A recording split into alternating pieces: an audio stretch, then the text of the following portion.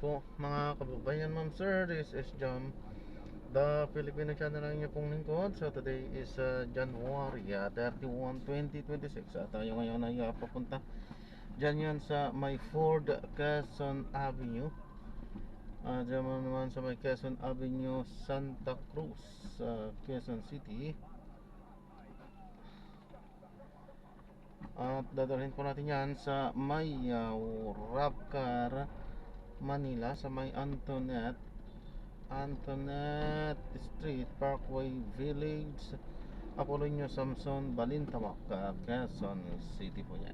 Okay, magbabalik po tayo mamayang onte po pag nakuha na po natin sila. Disclaimer lamang po, ang content po natin ay kalsada at hindi ang passenger. Kaya naman sakaling po na may marinig kayo mga pangalan ng lugar, pangalan ng tao,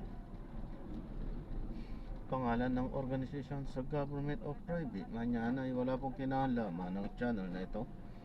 At wala pong pinapatungkulan. Lahat po ng pinag-uusapan dito ay pawang dito lamang po yan sa loob. At wala pong pinapatungkulan sa labas. Okay po, magbabalik po tayo mamayang onte pag nakuha na po natin itong ating susunod na mission.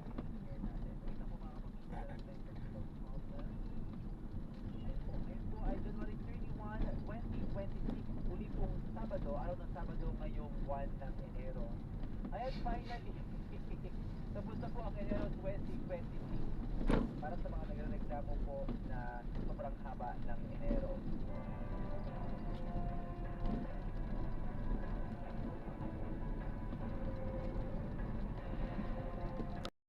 Diba yung mga walang pasok, yung mga super bagyo daw, ganon. Hindi naman po all the time ay lahat na nakita ng impormasyon online ay totoo. So kailangan talaga na marunong din tayong suminsi ng impormasyon kung ano ang totoo at hindi. Ayan, so dapat yun tinuro ko sa mga estudyante ng CMU, napaka-inat na kanilang pagtanggap, no? Tawang-tawa sila sa mga bentang-benta yung mga jokes ni Tito Ariel. And po, kaya maraming salamat sa CSU. Yung Chief DMF po ay hatid of course ng PDMF Teleradyo at PDMF Radio Patrol 30 ng Malabon, PDRMO at ng Malabon City. Again, maraming salamat sa aming host, University of Malabon. City of Malabon University. Yes. Thank you so much. Ayan, mag-ahay na po tayo kina Miss Dave Pedregosa. Hello po sa inyo. Lunch na raw po. Maya-maya pa ako kakain kasi may pakain si Ate El Chimuren. Birthday na kahapon. Happy birthday. Isang idol na Ren Alvin Alchico. Idol ko po yan kasi nung nagsimula po ako dito ay siya po isa sa mga mentors na pinapakita niya po anong dapat gawin para maging maalam sa pagiging broadcaster. Kaya idol ko po yan. At bukod dyan, napaka-generous magturo. Oo. Parang mabubusog ako mamaya sa mga sinasabi ko ngayon. Nakikinig siya ngayon dun sa sa newsroom, no? Oo. Tapos si Alvin din, di ba? Hard worker. 6 days a week nagtatrabaho, pero ang tawag dito, he plays harder, di ba? Kung magbakasyon talagang bonggang-bongga. Kaya gusto ko rin ganun pag lumaki ako. Oo. Sabi ko sa video, sabi kasi di ba, describe Alvin at Chico in one word. Masungit po. Sinurek ko naman, sabi ko mentor. Ayan, oo. Mabait. Wait lang, mag-hi lang po ako kay Louie Basco. Naglasan siya ng may sabaw ng tinolang manok. Nang ingit pa siya, parang may pagulay naman si Alvin tsaka may pansit, no? Magutuman po tayo ngayon before tayo mag-start. Ayan po, hello po sa inyo, kinaman Pat Diaz, kay Chinita, 8 freezing daw ang nilang weather doon sa Winnipeg, sa Canada. Si Eya Angie, hello po, watching from Pasay City, hi po sa inyo. Ito pa nandito si Tita Nonong yan, si Miss Tina po, ayan po, mula sa Caridel, Bulacan. Salamat sa pag-ibig. Of course, para tayo mag-commercial break, ay tayo muna nagbigay ng ating weather update. Ayan po, kanina sabi ko, di ba, malamig. Alam niyo ba, sa Baguio City kaninang umaga, 11.6 degrees Celsius. Grabe, suot sa bunto na lamig. Kanina medyo maaga po kami nagising kasi nga medyo maaga yung event sa Malabon. Ginaw ako dun sa tubig. Hindi ako nagpakulo ng tubig, wala rin akong internet. Bukod sa Baguio, malamig din sa La Trinidad Benguet, 12.2 degrees Celsius. Sa Tuloy Garaw, Cagayan, 17.7 ay 26, parang Baguio. Sa Tanay din po sa Rizal, 17.76. Alam niyo kung medyo malamig, kung malamig po no, sa Luzon, maulan naman po dyan sa may Bicol, Southern Quezon, Northern Mimaropa, at maging sa Samar at ilang bahagi pa ng Visayas, dahil po yan sa shear line na nabubuo sa pagkabanggaan ng Amihan at ng Eastern Sea. Magpapaulan na po yan bukas sa Southern Luzon at sa Samar, kaya ingat-ingat po, maging alert sa mga inaasahang pagbaha at pag-uhos ng lupa, at sa Mindanao din po may mga thunderstorms banda po. Bukas po medyo hihina pa yung ating amihan. Pwede malamig pa rin no, sa umaga at madaling araw. Pero don't worry dahil next week may bagong bugso ng amihan. And yun nga, kahit may bagong bugso ng amihan, yung pagkasasabi nila ay pwede pong makaranas ng moderate to heavy rains sa ilang bahagi po ng Visayas at ng Bicol region. Again, ingat-ingat po sa mga pwedeng pagbaha at pag-uho ng lupa. Ito Ariel, next week pa malakas ang amihan ay meron pang aasahang sama ng panahon. Sabi po ng pag-asa sa kanilang forecast no, para sa potential tropical cyclone, pwede po may mabuong low pressure area next week at pwede po yung pumasok ng ER sa kalagitnaan ng linggo. Ito ba yung magiging bagyo? Yan po yung babantayan natin. But again, if ever may LTE, pwede po yung mabuo sa labas ng PAR at pwede pumasok mga Miyerkules po. Ayan. Kung magiging bagyo, ito po ibibigyan ng local name na Basha. Letter B. B is for bagyo, B is for baha, B is for basa. Then yung babantayan natin kasi kailangan malaman kung saan siya pwedeng pumunta. Natawid ba yan ng Mindanao? Mananatili ba sa gitna ng dagat? So medyo magulo pa yung ating mga weather models. But ang pinagsabi natin sa kasunduan ay meron ng potensyal na sama ng panahon sa susunod na linggo. Manatili po nakatutok ito lamang sa DBMM para sa update. Nilabas po natin yan kapag meron ng nabuong low pressure area. Ang oras natin ngayon ay 12:19 na ng tanghali. Oras natin sa inyo ng ACS Manufacturing Corporation. ISO certified constant quality ACS. Ayan po, mga nagtuloy muna tayo. Magbalik po ang dapat makalipas ang pag-aalala. Sa DZMM. Basta AM, DZMM. Ang programa ito ay natin sa inyo ng Lemex for Kids. Monis, agapan ng gadong at lemang nakatara. Pagbatang lagundi, Lemex. Unang anak, nakababahala, makasema. Para dyan, Lemex for Kids ang pambasis mo. Ang Lemex for Kids ay gawa sa lagundi. Tinutunaw at pinalalapat sa tema. Ginhawa para sa bata, peace of mind para kay mommy. Camille Ranciambao po, nag-reflect for Lemex. Batang lagundi, Lemex! Agapan agad ang ubo at lemang nakabara. Ang batang lagundi, Lemex!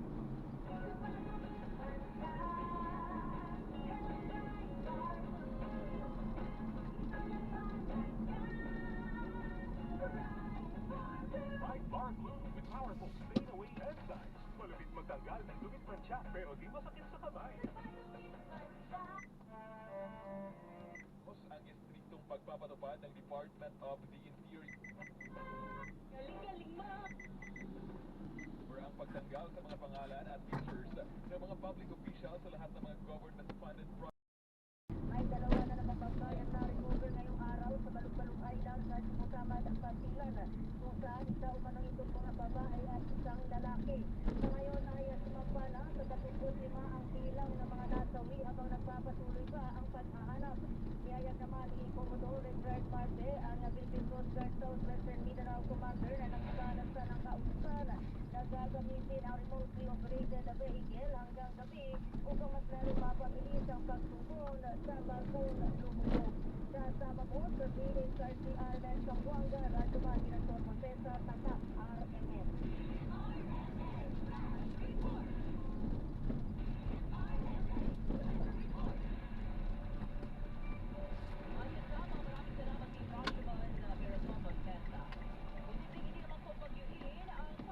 Buwan ng Pebrero, batay sa pagkaya ng pag-asa, maaaring isa o walang sama ng panahon ang papasok o mapupunta sa Philippine Area of Responsibility sa darating na buwan. Ayon pa sa State Weather Bureau, posible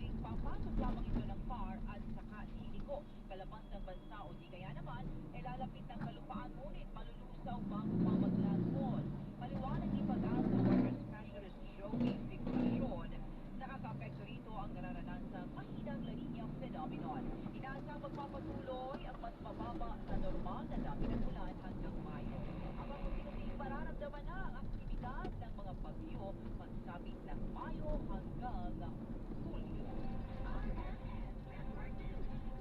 Patuloy na ipatutupad ng Manila International Airport o MIAA ang kasalukuyang protocol sa monitoring ng mga dumarating na pasahero sa Iloilo International Airport o NAIA. Sa gitna ito ng pangamba na makapasok ang Nipah virus sa bansa. Ayon sa MIAA, patuloy po ang paggamit ng thermal scanners at health declaration sa pamamagitan ng e-travel form. Muna na nagipid ang mga paliparan sa Thailand, Nepal at Taiwan na inilagay na ngayon sa heightened alert ang surveillance at health control. Sa kabila nito, naipit ang paalala ng MIAA na kailangan na kompletuhin ng mga biyahero ang registration sa e-travel portal sa loob ng 72 hours.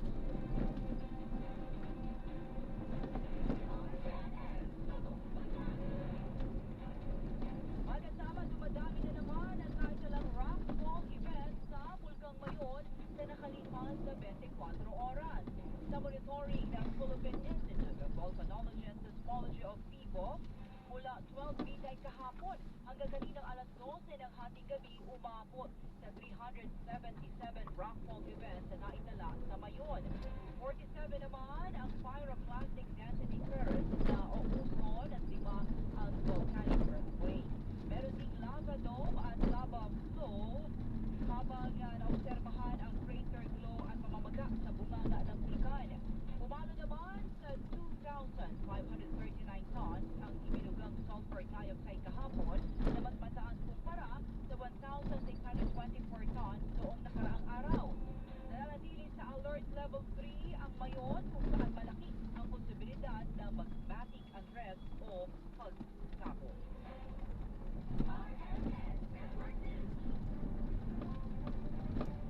Short-lived explosion or live explosion eruption posibleng mangyari kasunod ng superheated plume emission sa Bulkang Canlaon.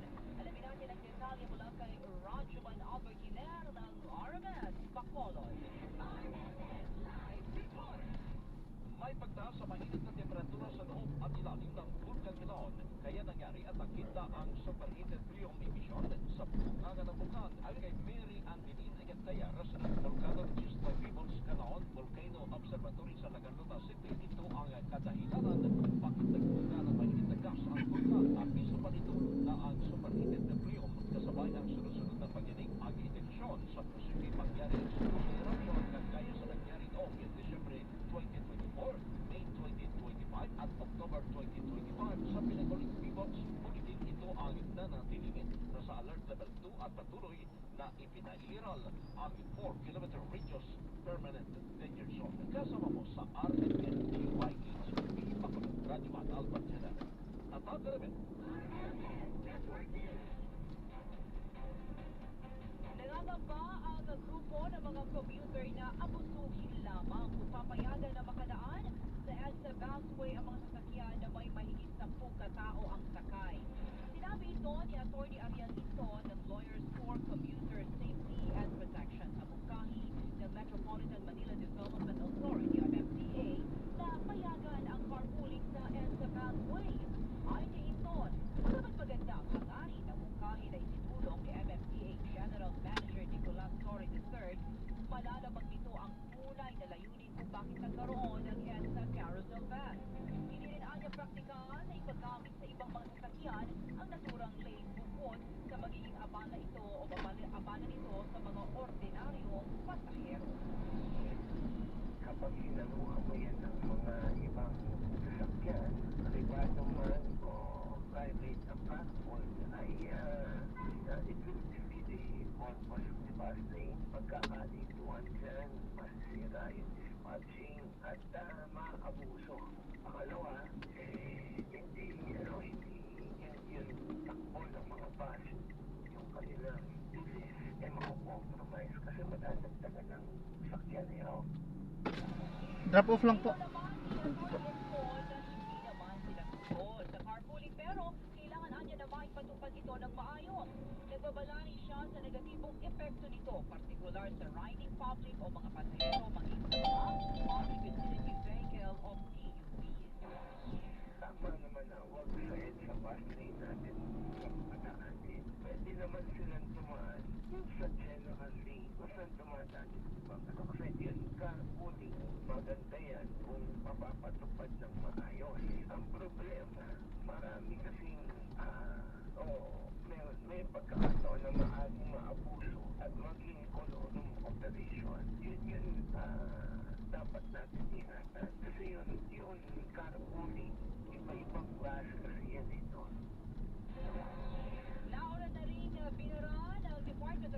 Transportation, ang naturang Mongkay at sinuportahan naman ng Malacanang. Isa pang malaking transport group, suportado ang DOTR laban sa paggamit ng EDSA busway para sa carpooling. Detalye ng balitang yan mula kay Sure. Rodman Marjon Domingo. Isa pang malaking transport Sure. group sa Metro Manila ang nagpahayag ng suporta nito kay Department of Transportation. Is that the place? Same place? Yes. Lopez, na huwag payagan ng mga pribadong sasakyan na gamitin ang EDSA Parkway busway Village, para Apolonio sa Samson. carpooling. Sorry? Ayon sa presidente Parkway ng Mega Village, Manila Apolonio Transportation Samson. Corporation, na si Sheila Pascual Alberto. Sir, ayan po. Na-drop na natin sila. So maraming salamat po sa panonood. Hanggang sa muli, ingat at God bless. Paalam po muna. Pansamantala tayo ay gagawa na ng ibang video sa ating susunod na misyon. Paalam po. This is Jam, the Filipino channel, ang inyo pong lingkod. Paalam po.